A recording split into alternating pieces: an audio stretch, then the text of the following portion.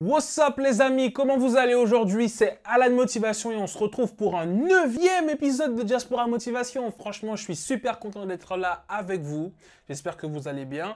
C'est parti, aujourd'hui on va parler du retour au pays. Comment je fais si je veux retourner en Guyane, en Martinique ou en Guadeloupe? Est-ce qu'il y a vraiment des débouchés? Est-ce que c'est une bonne idée?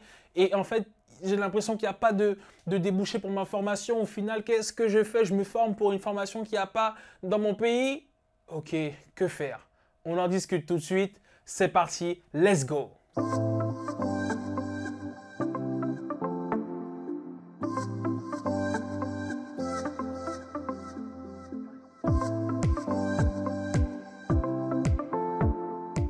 Alors, tu sais déjà, n'hésite pas à t'abonner. Si tu es arrivé jusqu'ici, c'est que tu as bien kiffé la série Diaspora Motivation et dis-toi que c'est pas fini, mais ce sont tes commentaires, c'est ton histoire qui va faire la différence à partir de là et qui va me permettre de nourrir la saison 2 et d'apporter des choses encore plus intéressantes. C'est juste le début d'une grande aventure, ok?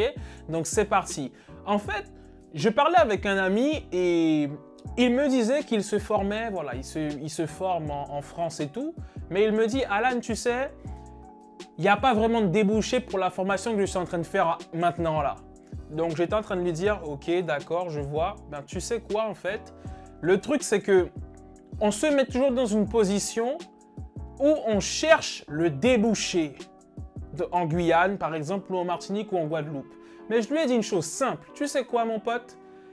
S'il n'y a pas le débouché de ta formation en Guyane, il va falloir que tu crées l'emploi en Guyane. Il va falloir que tu amènes l'emploi en Guyane.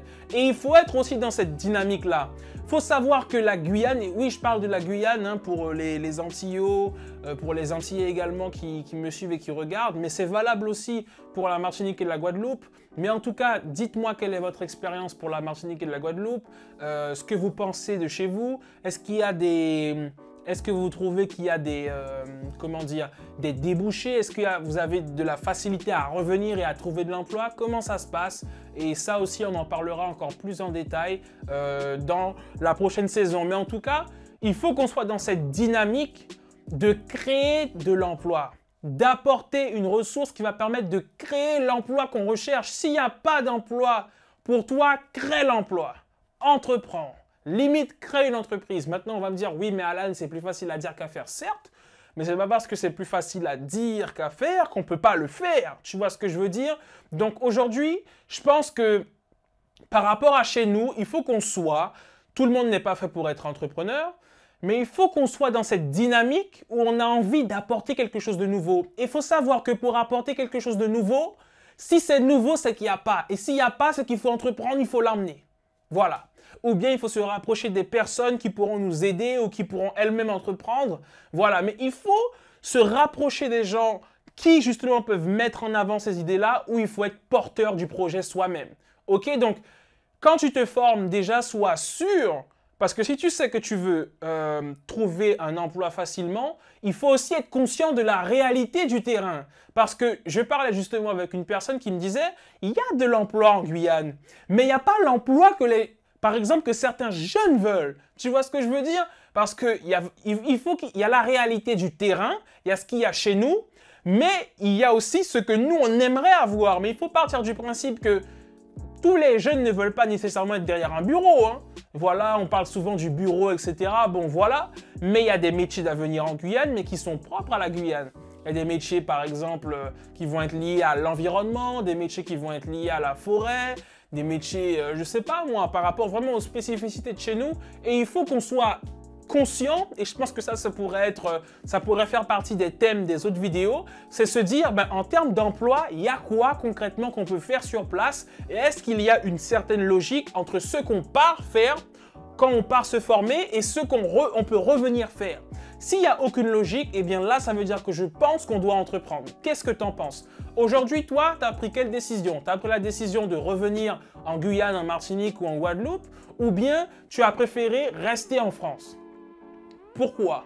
D'accord? Ça aussi, c'est important. Donne-moi ton avis en commentaire pour que je puisse nourrir la saison 2 et qu'on puisse avoir encore plus d'infos intéressantes.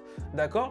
Mais franchement, c'est réfléchir à tout ça et se dire, ben, Pourquoi je reviens? Parce qu'il n'y a pas d'employabilité, mais dans quel cas? Pour quel type d'emploi? Tu vois ce que je veux dire? Il faut qu'on soit conscient de la réalité de chez nous. Et d'ailleurs, moi, je me disais, quand je suis parti, je ne reviendrai pas en Guyane, moi, je vais rester en France. Franchement, c'est lourd, la France et tout. Mais plus je suis ici, plus je me dis, oh yeah, I'm gonna go back to my country, tu vois? Et vraiment, je vais retourner chez moi à un moment ou à un autre. Mais c'est vrai que c'est surtout l'événement de mars-avril 2017, hein, je ne vais pas te mentir. Je pense que ça a été un déclic pour beaucoup de jeunes Guyanais, pour beaucoup de Guyanais en général et pour beaucoup de jeunes en particulier. Et c'est là où je me suis dit que j'avais envie d'apporter quelque chose, tu vois ce que je veux dire? Et donc, dans cette mesure-là, j'ai compris que je devais contribuer à mon échelle au développement de mon pays. Et aujourd'hui, est-ce que toi, tu as décidé de contribuer au développement de ton île ou au développement de ton pays? Tu vois ce que je veux dire? Est-ce que nous sommes de jeunes acteurs pour le développement de chez nous? C'est ça la question et je vais te laisser sur cette question-là aujourd'hui. S'il n'y a pas l'emploi que tu veux, comment est-ce que tu peux l'apporter? Comment est-ce que tu peux entreprendre? Et quelle est ta vision de chez toi? Et qu'est-ce que tu penses surtout de chez toi? Est-ce qu'on te met des bâtons dans les roues? Est-ce que tu es revenu mais tu n'as pas trouvé d'emploi? Dis-moi tout en commentaire, mais surtout comment nous pouvons devenir de jeunes acteurs de près ou de loin pour le développement de nos territoires. Ok? C'était Alan Motivation et on se retrouve bientôt pour un prochain épisode de Diaspora Motivation. Reste connecté, ça arrive et je te dis à très vite. Ciao, ciao!